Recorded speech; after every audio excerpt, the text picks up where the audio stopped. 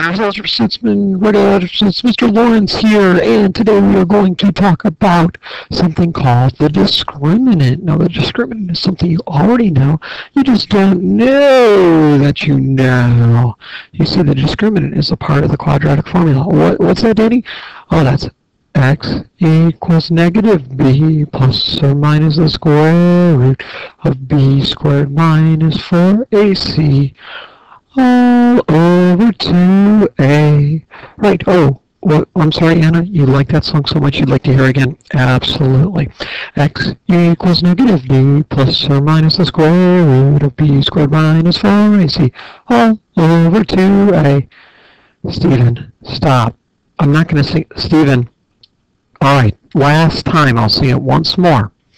X equals negative b plus or minus the square root of b squared minus 4ac all over 2a.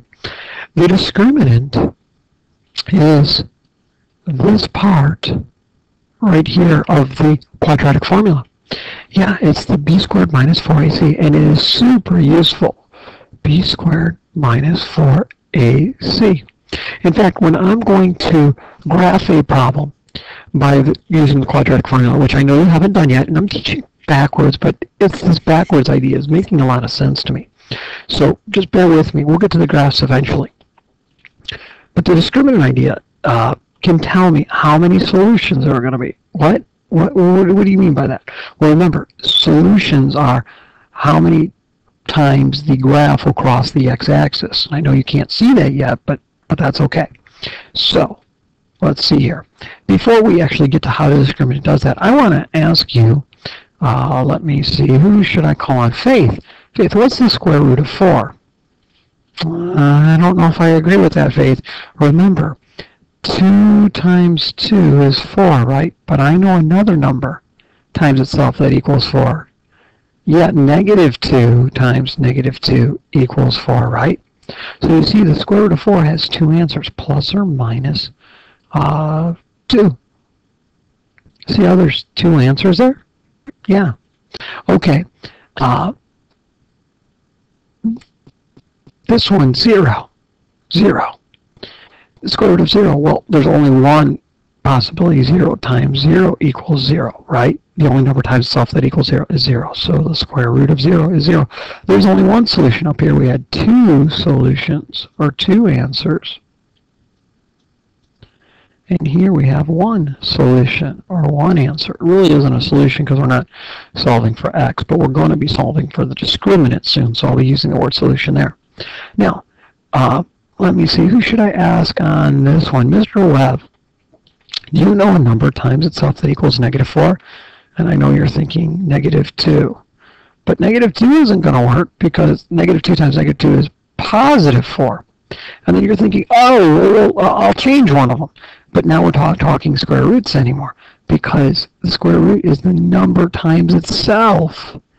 So that's not going to work. And if you change that one, now you've got 4. So none of these work. And there is no solution. Remember, the square root of a negative is an imaginary number. It's an imaginary number. Well, the discriminant is going to work very much like that. If I figure out the value of my discriminant, b squared minus 4ac, and I get it to be greater than 0, in other words, it's a positive number. That's what this means. See, when you read this, you can't get all bogged down like, what the heck does that mean? It just means that the discriminant is a positive number. That is not a hashtag. Okay. If I do the discriminant, oh, I'm sorry, if that happens, then there's going to be 2 solutions. 2 solutions. Okay. If I do the discriminant, b squared minus 4ac, and it equals 0. All right. Then I'm going to get only 1 solution. And if I do the discriminant, b squared minus 4ac, and I get a number less than 0, and again, don't get bogged down into this, a number less than 0 means it's means that the discriminant is a negative number, right? Yeah, that's all that means. Don't get freaked out. Okay, then there is no solution. Now it's important to remember, and we'll see this when we actually do get to graphing, that no solution doesn't mean you can't do the problem. It means the graph won't cross the x-axis. Okay, now there is no solution. You won't be able to solve using the quadratic formula, but the graph can still be done. Okay, and sometimes that bothers kids. So let's see the discriminant in action. All right, here I've got 5x squared plus 6x minus 2 equals 0. Well, I'm going to use the discriminant, b squared minus 4ac. So first I have to find a, b, c.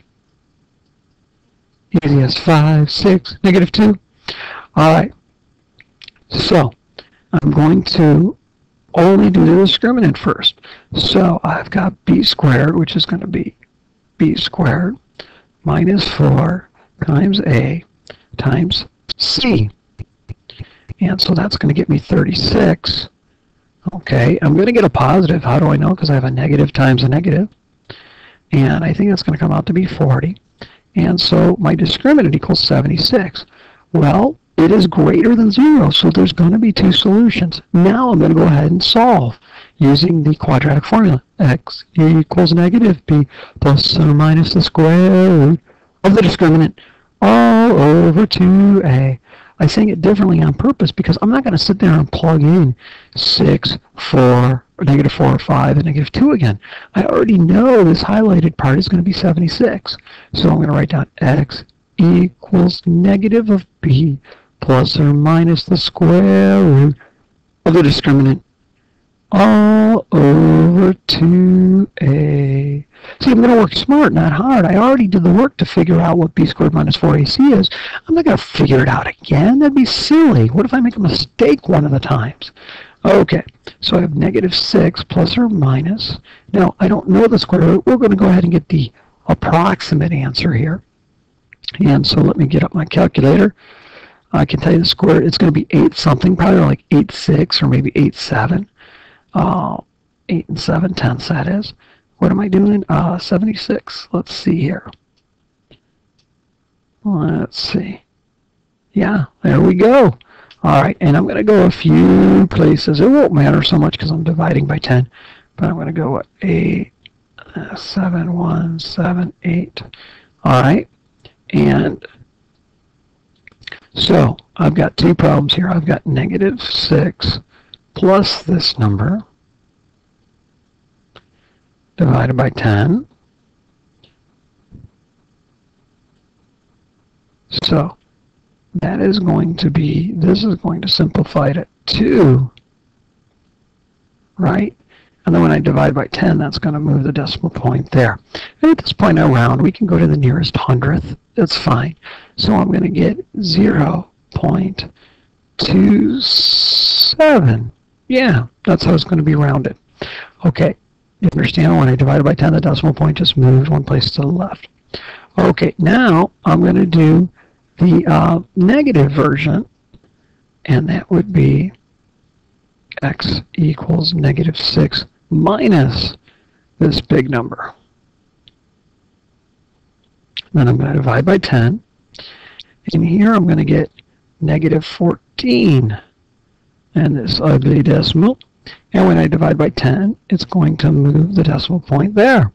So x is going to equal negative 1/47. There we go. Yeah, 0.47. So there are my two solutions. The discriminant was positive. I ended up with two solutions. Let's try another one. All right. So I need to find A, B, and C. A, B, C. Easy as 8, 8, 2. Right? And now I need my discriminant. B squared minus 4ac. And I'm going to plug them in. Let's see, I'm going to get 8 squared minus 4 times 8 times 2. Well, this is going to be 64, and this multiplication, this product is going to be negative. 4 times 8 is 32, times 2 is 64, and that's going to be 0. According to the discriminant, if my b squared minus 4ac is 0, there's going to be one solution. So I'm going to go ahead and solve for that one solution. So I'll use the quadratic formula. So x equals the negative of b plus or minus the square root of the discriminant all over 2a. All right, so there's only one solution here because negative 8 plus the square root of 0 and negative 8 minus the square root of 0 are the same problem. All right, so I get negative 8 over 16, so x is going to equal negative 1/2. All right, there's my only solution. Now, I didn't talk about what y is yet because we haven't put a y in these problems. We are talking about graphs. But remember, I'm finding the places where these graphs will cross the x-axis. So you tell me what y is. All right, Tommy Cole, are you paying attention? Yes, with a big smile on his face. He never admits to not paying attention. That's because he's always paying attention. All right, Tommy Cole, you ready? I want you to pause the video, and I want you to do this one. Don't just sit and watch me do it. Kevin, you can do that too. Absolutely. Trevor, go right ahead. You pause the video, and you figure it out. Unpause it when you're ready to see my solution. A, B, C. Easy as 7, negative 10, 5. All right. B squared minus 4ac. Negative 10 squared minus 4 times 7 times 5. All right, this is going to be 100. This will be negative. I don't want to do 4 times 28. I'll do 4 times 20 times 7. That'd be 140. So that equals negative 40, which is less than 0. This has no solution, meaning it will not cross the x-axis. How do I know? Well, if I went to plug in the discriminant, let me see, x equals the negative of b plus or minus the square root of the discriminant all over 2a. What is this right here? What happens when I take the square root of negative 40? This is an imaginary number, right? This is an imaginary number. Imaginary number. I'm feeling like I spelled imaginary wrong. Anyway, so we can't take the square root of negative 40. You know, in Algebra 2 you'll learn, maybe in geometry, but I think it's in Algebra 2, you'll learn about how to take the square root of a negative number. But right now we can't do it. So we say there's no solution, and we know that the graph will not cross the x-axis. All right, that's it for this video. That was the discriminant. Mr. Woods signing off. Have a good night, everybody.